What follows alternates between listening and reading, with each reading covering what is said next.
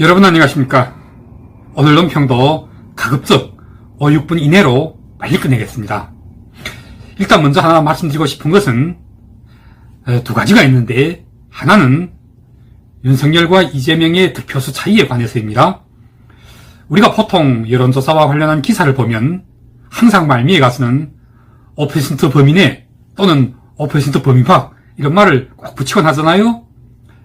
보통 5% 범위 바깥으로 이겨야 그나마 조금은 이긴 것으로 볼 수 있지만, 만약 5% 범위 아니면 그건 그냥 거의 같은 것이나 다름없다고 그러잖아요. 그러니 윤석열과 이재명의 득표수, 이건 5%는 고사하고 또 1%에도 못 미칩니다. 0.73%이던가요? 거기다가 무효표가 나온 것이 오히려 0.73%보다도 더 많다고 하니 이걸 어떻게 이겼다고 할 수가 있겠어요? 물론 한 표를 이겨도 그건 이긴 거니까.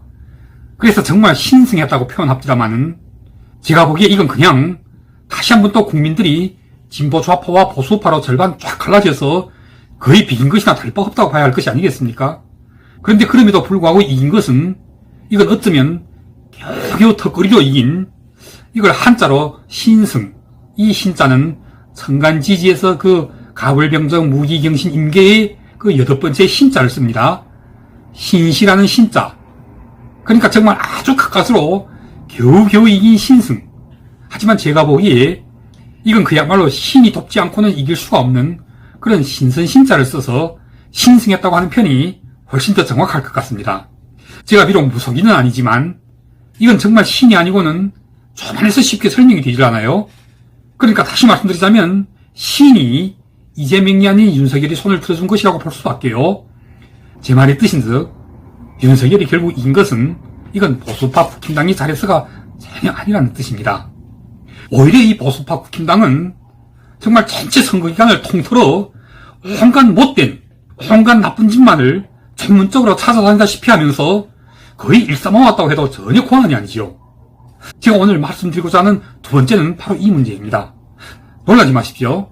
아니 결과적으로는 그래도 국힘당이 이겼는데 우리가 무슨 못된 짓, 나쁜 짓을 골라가면서 일삼았느냐고 이렇게 항의하고 싶으신 분들이 계시면 그 말씀들을 댓글로 남겨주십시오. 우선 먼저 하나 봅시다.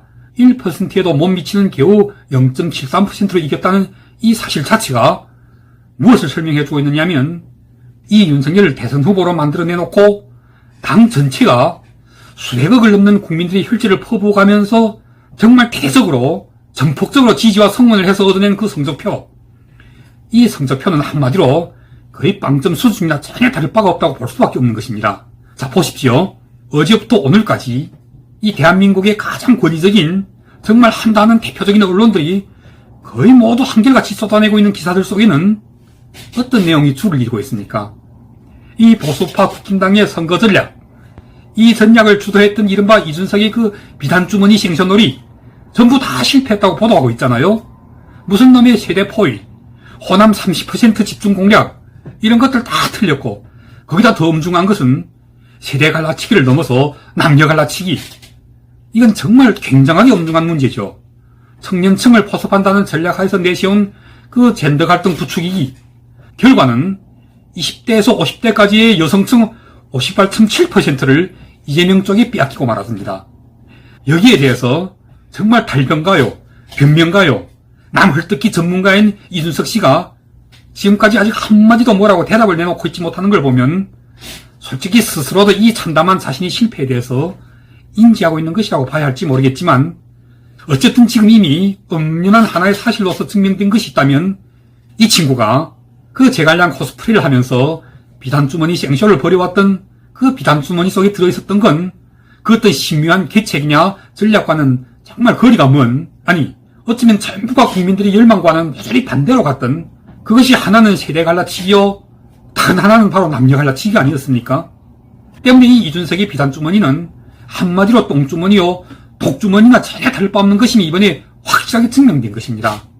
그런데 이자가 이런 비단주머니를 아직도 또 18개나 더 준비해두고는 곧 다가오게 될 6월 지방선거에 대비하고 있다잖아요. 이건 정말 진짜로 큰 일이 아닐 수가 없는 것입니다. 이미 이번 대선에서 윤석열이 얻은 표를 분석해보면 곧 다가올 6월 지방선거에서 이 국힘당이 어떤 성적표를 얻게 될지가 환하게 들리다 보입니다.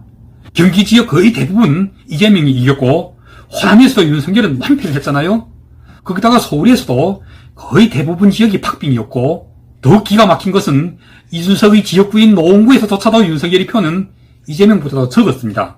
그러니까 이 노원구에서조차도 이준석은 더불어민주당 쪽에 패배를 한 것이 아니고 뭡니까?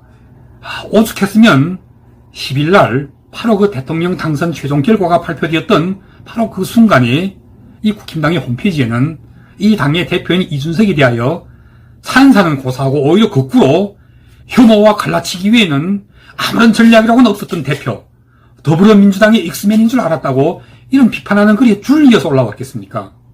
마무리하겠습니다. 이제는 정말 보수파 국민들, 국힘당의 모든 당직자들과 당원들과 그리고 이 당의 관련자들 전부가 각자 모두가 개개인의 사감이나 감정을 털고 정말 사실에 입각해서 팩트를 가지고 문제의 소재를 찾아야 하고 그 책임을 추궁해야 하며 곧 다가올 6월 지방선거에서 다신 이와 같은 엄청나게 큰 전략적인 실수를 범하지 않도록 만반의 방비책을 강구하지 않으면 안 되는 것입니다.